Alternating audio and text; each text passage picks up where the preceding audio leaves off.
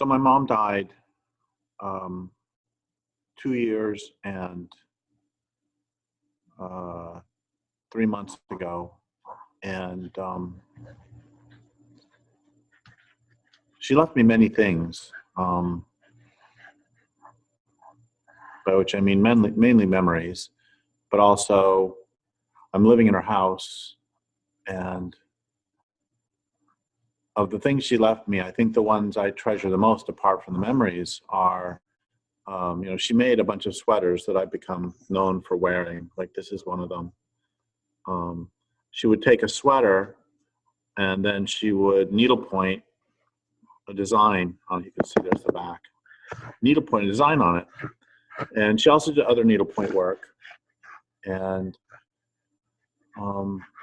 I'm writing a book right now about stopping rape culture. And when I finish that book, then I'm going to write a book about my mother's my mother's process of dying and her life. And I'll read you the first page. The epigraph, if I were to start it right now, would be "Regrets or Illuminations Come Too Late," and it would be by Joseph Campbell.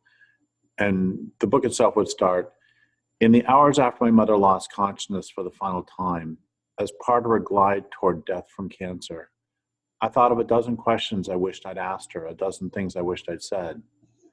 I did ask them, and I did say them to her drugged and deeply breathing self, but it's not the same. I knew even in that moment I should have lived those questions and statements in the days, years, and decades before her death, when they could have become part of our conversations and our lives. But I didn't, and I learned that night, as I've learned so many times in so many circumstances in my life, that regret is the harshest, most effective, and cruelest teacher there is." And another thing I want to bring in about death is, I've heard it said that among some cultures, somebody is not dead until the last person who remembers them is dead. And, I've thought about that a lot. And, I love these sweaters that my mom left me. I love the dogs that I took over. And, but the things that strike me the most, and when she was dying, I was thinking about this for myself too, that some of the things that die are the idiosyncratic things that nobody else even knows.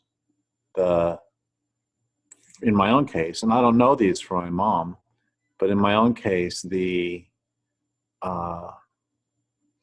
way I put clothes in the closet, or the idiosyncratic way I put clothes in the closet, I should say, or the idiosyncratic way that I take vitamins, or, all these little intimacies that we usually share only with ourselves.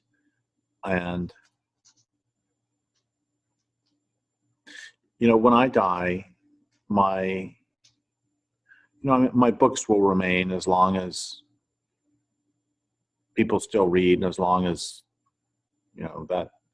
that system of production and distribution of books exists, which who knows how long that'll be.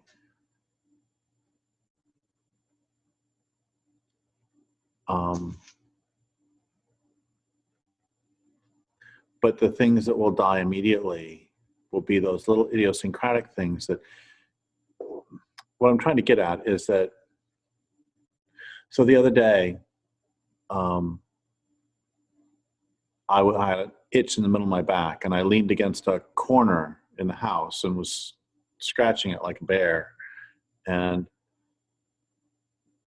whenever I used to do that when my mom was alive, she would say that reminded me of her father, because her father used to do that all the time.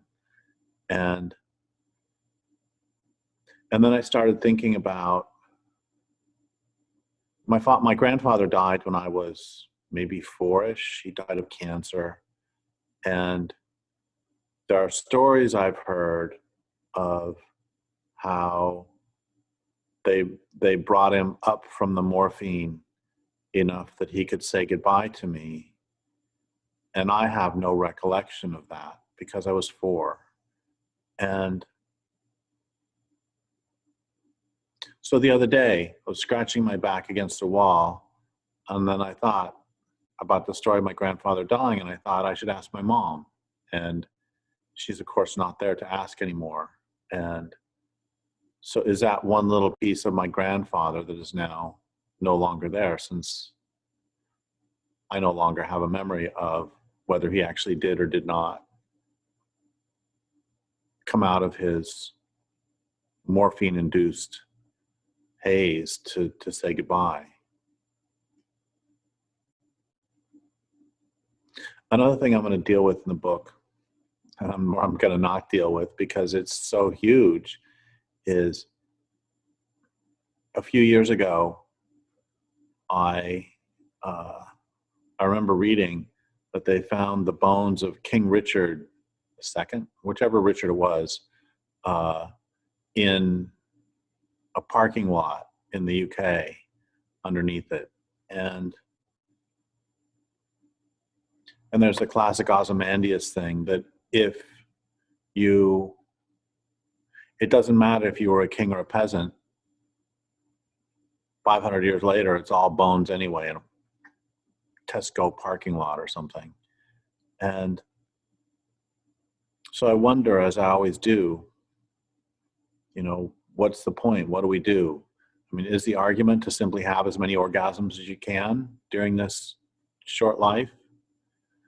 Because once you're dead, you're not going to have any more, presumably. Or is it, I don't know if it's to be king and then get stabbed in the buttocks as he was. And